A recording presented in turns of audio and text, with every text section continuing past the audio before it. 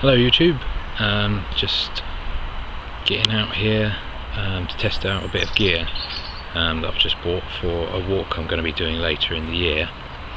It's a Dutch Army one-man hooped bivvy, and this part of the video is just a quick test. I actually slept in this last night to test its waterproofness, just to see what it was like being inside it for a night.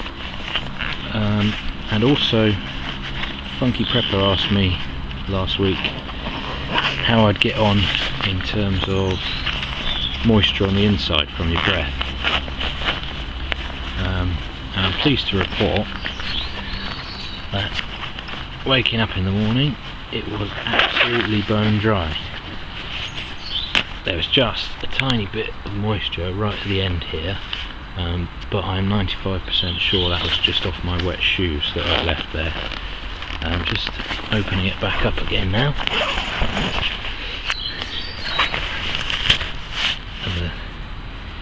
There's ever so slight, the slightest, faintest bit of moisture under there. It's barely perceptible really, and the ground is pretty damp. All dewy like that last night and this morning.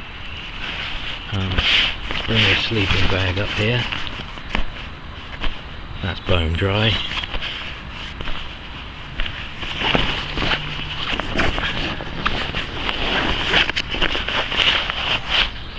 And even the slightly damp area where the shoes were has dried out.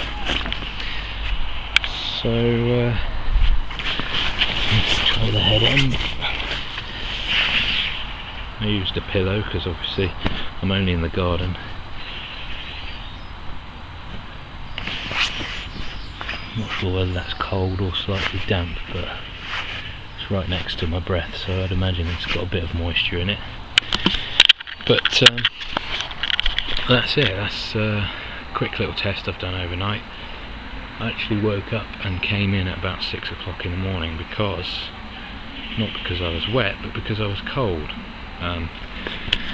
This Snugpack sleeping bag I think is good down to a survival rating of 0 or an uncomfortable rating of 0, I can't remember which.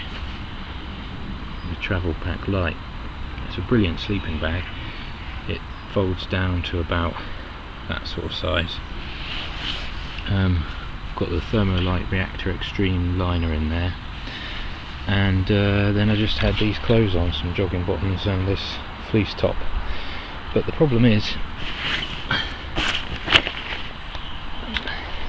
where your hip is when you're lying in it, about there, from there down to the bottom of your shin actually contacts the Gore-Tex material, which although didn't allow any water in, because the Gore-Tex is doing its job of wicking the water out, obviously the wind catches that and it amplifies the wind chill factor. So I was rotating throughout the night to kind of keep one side warm and then rotating again, and the top was getting cold. So although there isn't a problem with moisture, I don't know what the humidity is now, but it's a pretty damp day looking at the ground. Although there's not a problem with moisture, it's good to bear in mind that you'll need a slightly warmer set of clothes and sleeping bag than you would ordinarily use in a tent or perhaps a hammock, where the airspace above your body has a chance to warm up. Whereas with the Gore-Tex contacting my legs, squirrels running around, Gore-Tex contacting my legs, it amplified the wind chill factor and got a little bit cold. So in waking up at 6 in the morning, I wasn't just going to lay there and wait till it got light. I got up and went inside.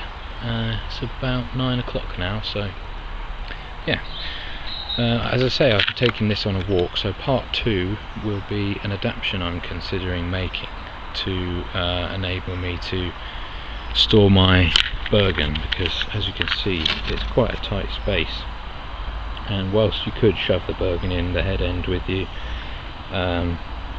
if it's wet, I'd rather not do that. I'd rather keep that as dry as possible. So I'm going to be using this German Army poncho, and you'll see that in part 2 of the video.